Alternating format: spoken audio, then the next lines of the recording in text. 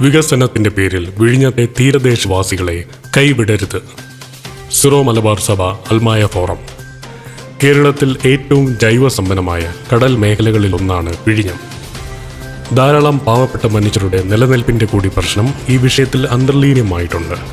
അതുകൊണ്ട് തന്നെ പദ്ധതി നിർബന്ധിത ബുദ്ധിയോടെ നടപ്പിലാക്കണമെന്ന് സർക്കാർ വാശി പിടിക്കുന്നത് നീതീകരിക്കാനാവില്ല എന്ന് സിറോ മലബാർ സഭ അൽമായ ഫോറം വിലയിരുത്തി. കേരളത്തിൽ വികസന പദ്ധതികൾക്കായി നടന്ന കുടിയൊഴിപ്പിക്കലുകളൊക്കെ സാധാരണ മനുഷ്യർ, പ്രത്യേകിച്ച് മത്സ്യത്തൊഴിലാളികൾ, ആദിവാസി, ദളിത്, മറ്റ് പിന്നോക്ക വിഭാഗങ്ങളിൽപ്പെട്ടവരുമാണ് ഉൾപ്പെട്ടത്.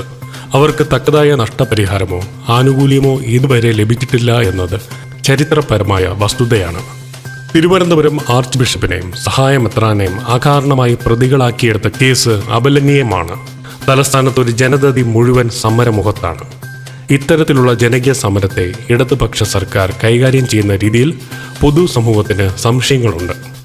കടലിലുള്ളത് കവരാൻ കൂട്ടുകൂടുന്ന കുത്തകകൾക്ക് ഒപ്പമാണ് സർക്കാരെന്ന് അനുദിനം തെളിയിച്ചുകൊണ്ടിരിക്കുകയാണ്. സ്വന്തം മണ്ണിൽ നിന്നും സംസ്കാരത്തിൽ നിന്നും ഒഴിഞ്ഞു പോകാൻ നിർബന്ധിതമാകുന്നതിലൂടെ മനപൂർവമായ മാനവികത ധ്വംസനം തന്നെയാണ് വിഴിഞ്ഞത്ത് തീരദേശവാസികൾ നേരിടുന്നത്. ന്യായമായ സമരത്തിലൂടെ പ്രകടിപ്പിക്കുന്ന വിയോജിപ്പുകളെ സർക്കാർ കൈകാര്യം ചെയ്യുന്ന പുതിയ ആധിപത്യ രീതി ജനങ്ങളിൽ ഭീതി ഉളവാക്കുന്നു. തീരദേശത്തെ മത്സ്യത്തൊഴിലാളികളുടെ ജീവൻ മരണ പോരാട്ടത്തെ അസഹിഷ്ണുതയോടെ നേരിടുന്ന സർക്കാർ നടപടികൾ വേദന ഉളവാക്കുന്നതാണ്. നീതിയും അവകാശങ്ങളും നിഷേധിക്കപ്പെട്ട് സിമന്റ് ഗോഡൌണിൽ കഴിയേണ്ടി വരുന്ന ജനതയുടെ മുറവിളി കേൾക്കാൻ സർക്കാർ സംവിധാനങ്ങൾ സന്നദ്ധമാകണം. ന്യായമായ അവകാശങ്ങൾ വർഷങ്ങളായി നിഷേധിക്കപ്പെട്ടതിനാൽ തങ്ങളുടെ പ്രശ്നങ്ങൾ പൊതുസമൂഹത്തിൽ വിളിച്ചു പറയുന്ന ഒരു ജനതയെ മതതീവ്രവാദികളെന്നും വികസന വിരോധികളെന്നും മുദ്രകുത്തുന്ന സമീപനം ശരിയല്ല. അതിജീവനത്തിന് വേണ്ടിയാണെങ്കിൽ പോലും അക്രമ സമരങ്ങളെ ന്യായീകരിക്കാനാവില്ല.